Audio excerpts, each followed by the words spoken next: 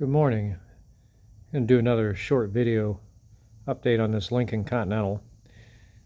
Been working on this car off and on for about the last 4.5 years, and it's been a slow process, we'll say, but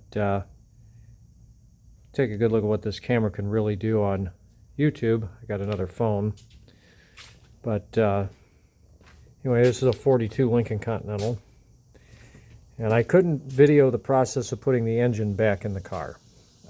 One, for some reason didn't want to take video real well, and two, it's kind of hard to videotape and work a camera and a cherry picker and all the other heavy equipment to get this in here.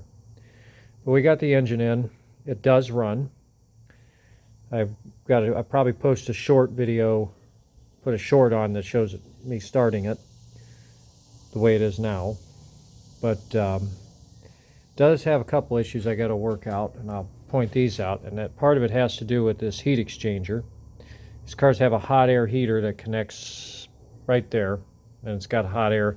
Hot air is blown through that thing blows down through it and then back out of it with a fan. And that does the defrost and the front floor heat. Basically a glorified, just like on a Volkswagen or a Corvair, air-cooled type cars, you used them. But Ford was really big of using these back in the day. But it does have an exhaust leak, and that heat exchanger was damaged.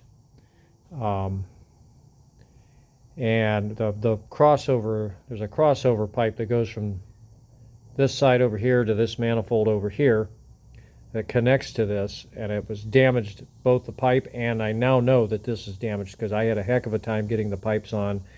And I've got it wrapped with a special stainless steel foil to try to seal it up temporarily. I believe that's where my leak is at. Carburetor seems to be working, although it does have a little bit of a leak. I think I may have flooded it.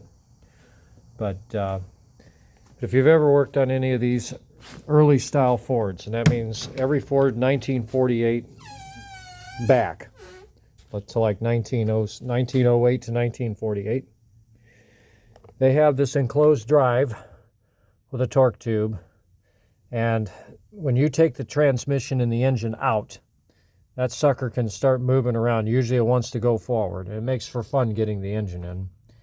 Once I gave it a tug back with a tow strap and a car, just a little bit, I only had to move it back maybe about 3/4 of an inch, and the engine dropped right in. Got all the shift control linkage, the clutch linkage, the brake pedal, and all that stuff is all back on. All this is now hooked up and is in working order. I do have to put oil in the transmission and overdrive. And for the universal joint, I just happened to be looking around online.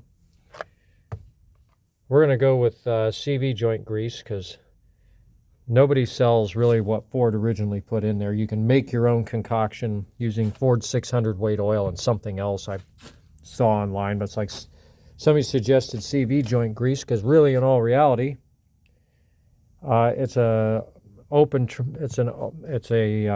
unsealed trunnion U-joint, and that's basically what a CV joint is.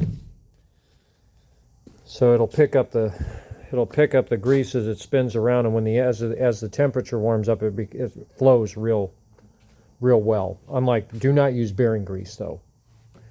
But that's kind of where we're at today. I'm going to put in a cooling system, get the radiator back in, and the hoses back on. The other thing I'm not going to reconnect for now is the hot air heater lines.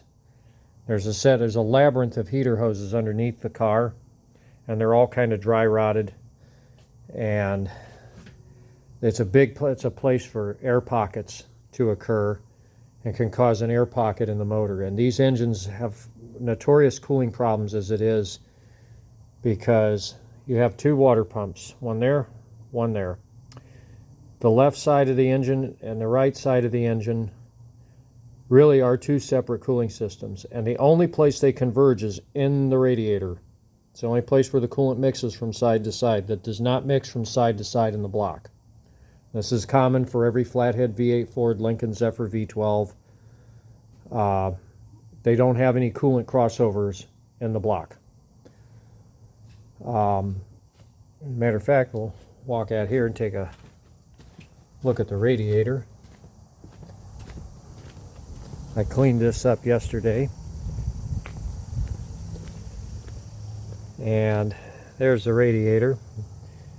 I had to do a little repair down here. I used a little bit of JB Weld. This strap, this bottom bracket and this side strap, just get kind of the solder come apart here. I gave it a little bit of JB Weld. If you ever do this with JB Weld, don't put a whole lot on there. Enough on there to make it stick good and not come off, but not so much that you can't never get it off with some heat.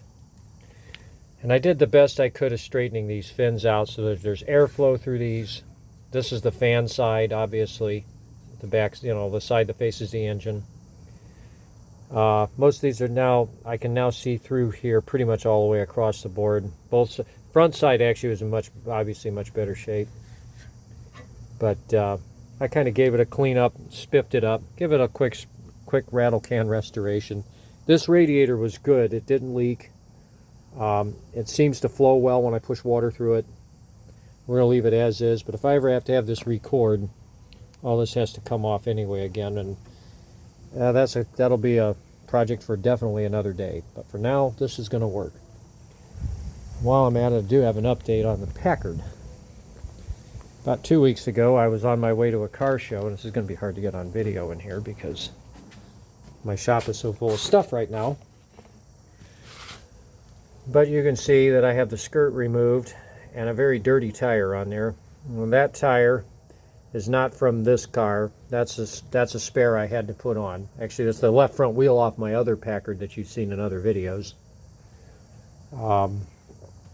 We had a blowout.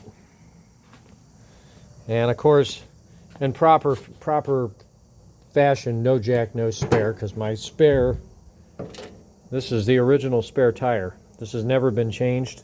This tire has been on this car, been on that rim since 1949. It's not in that bad a shape, but the tube is rotted and the valve stem is falling apart. If I put a new tube in it, if I was driving slow and not going far, I'd probably be okay, because it's actually still pretty soft, and yeah, it's got dry rot cracks, but it's probably not going to come apart. But the rest of the tires on this Packard, being that I have everything kind of packed in here, it's kind of hard to shoot good video today. But the rest of the tires on this car are, they're pretty old. These are probably 35 years old now. If I had to guess, 30 to 35 years old. These are Denmans, which are long out of business, and you can see these are just straight line groove tread tires. And they're pretty worn. They're not too bad, but they're worn nonetheless. And I'm going to keep these. I've got a couple more wheels I'm going to use for spares. And anybody that's, as of 2024, I'm going to replace the tires on this, and what it's going to get is 820 by 15 Firestone Super Cushion reproductions from Coker. They're bias ply, cotton cord bias ply and inner tube tires. And these do have inner tubes in them, and they're getting inner tubes put in them. Just these have inner tubes in them now. All four of them do. For the guys that talk about tires that whine and complain about inner tubes being unsafe, every Packard built before 1954, and most every car built before 1957 have inner tubes in the tires. That's the way they came from the factory. I've been driving, excuse me, I've been driving for close to 40 years on cars with this type of tire, and that is the only time I've ever had a blowout, and that's because the tire had failed. But other than that, those tires are kind of expensive anymore. And as of 2024, it's about $1,700 with shipping for 4 tires. $1,700 bucks. But with that, I'm going to probably sign off this video so I can get started on getting this cooling system back in. And I'll post another update because there's some other issues. I got a fuel tank drain plug that's leaking in the back. And right now the tank is pretty much bone empty. This is a good time to address the seeping drain plug. And I had the car running on just a temporary, you can see I got a little temporary hose. I just had it hooked up to my little lawnmower can down there. But just to get it to run on a stable fuel supply. And the oil pressure is great, so I'm pretty good with that for now. But anyway, I'll post some more videos in the upcoming weeks as I make progress. But with that, everyone have a great day. Thanks for watching.